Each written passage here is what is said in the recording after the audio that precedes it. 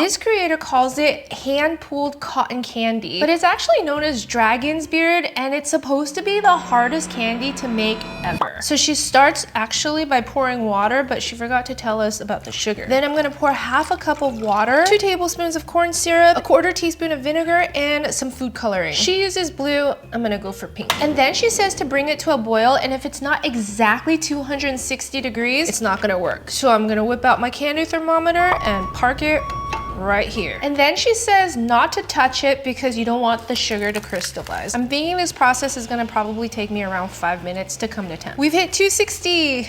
Kind of went a little over. But now she pours hers into little circular containers. A lot of people pour them into these donut silicone molds, which I feel like might be easier. Okay, so this is super hot to work with right now, so we have to let it cool for about 30 minutes, she says. It's firm, but still pliable. But now she pours cornstarch into a container, and we're gonna start pulling. It's like the consistency of a Jolly Rancher. It's pretty sticky, which is probably why she says dip it in a lot of powder. And then she says a lot of people like to pull, but don't pull, just squeeze to get it to thin out. And once it's big enough like this, she double loops it. Oh man, mine's kind of breaking.